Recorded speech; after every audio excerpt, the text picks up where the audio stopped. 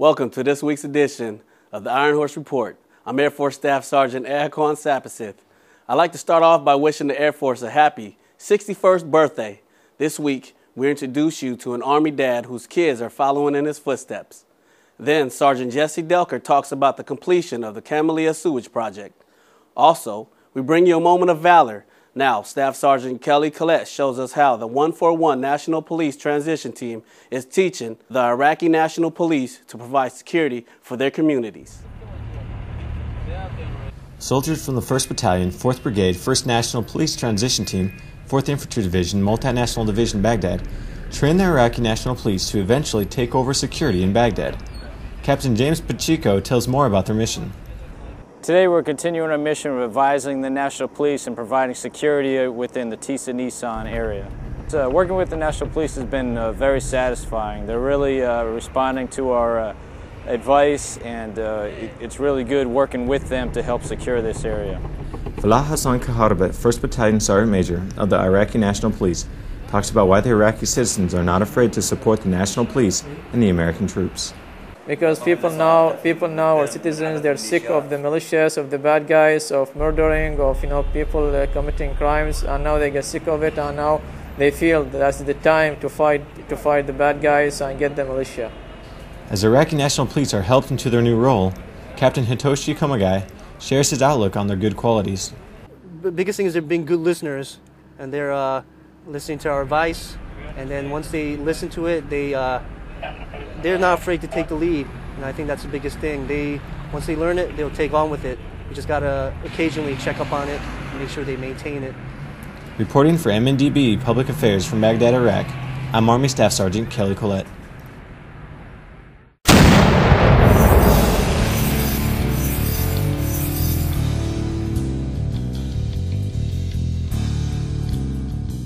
I have a wife and 3 kids. My wife, Bonnie, we live in Wichita right now, which I actually live on an Air Force base in Wichita. So she's back there with my youngest daughter, who's 15, and she goes to high school at Derby High School in Derby, Kansas. So my oldest daughter is 24, and she's a staff sergeant in the Army Reserves as a 68 Delta, OR Tech. And she's also working on her master's degree right now in International Relations and Business degree. And then my son is 21, and he's in the Army. He's a sergeant, and he's in Afghanistan right now with First ID. I worry about him every day, and I wish he'd email me more, But, I know that he's with a good unit. I know he's well trained, and, I pray for him every day. Of course, my wife probably worries tremendously about both of us, and wishes we were both at home.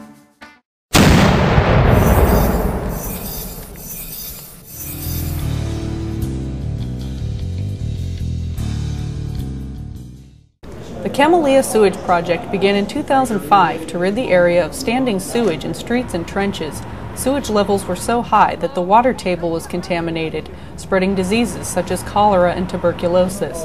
Unfortunately, a lack of security in the area made it near impossible for contractors to come in and work on the sewage project right away.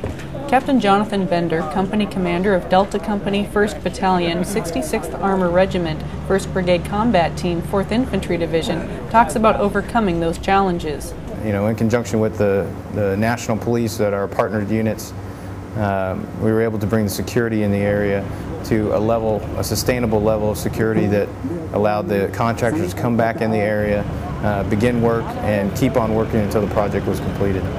Celebration of the project's completion included a ribbon-cutting ceremony at the new facility. Navy Lieutenant Ben Dunford, the deputy officer in charge of construction, talks about the pump station. This facility is being turned over to the Amanat, the Baghdad Sewage Authority, to fully operate. Near future, we'll be able to continually run these pumps that we're in the pump station for, run the generators, and continually to push the sewage out of the Mahala and away from the people. The new sewage system is expected to alleviate gastrointestinal diseases associated with open sewage and improve the overall quality of life for the residents. Other major projects for the area will include road paving, electricity improvements, and microgrants to foster local business. Reporting for Multinational Division Baghdad, I'm Army Sergeant Jesse Delker.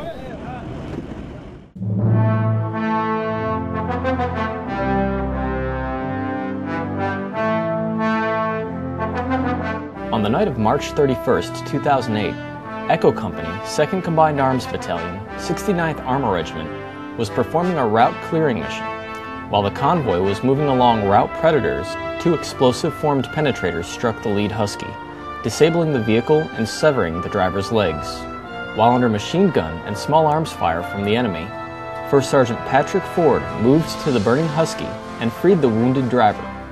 With the help of his comrades, First Sergeant Ford applied a tourniquet and then laid down suppressive fire while the casualty was moved to a Bradley for evacuation. En route to FOB Loyalty, First Sergeant Ford assisted the medic in treating and reassuring the casualty. For his selfless actions that day, First Sergeant Patrick Ford was awarded the Bronze Star with V device for valor. Thank you for watching this week's Ironhorse Report. You can find this edition or previous episodes at www.hood.army.mil/4ID. Reporting for Multinational Division Baghdad, I'm Air Force Staff Sergeant Erkan Sapasith.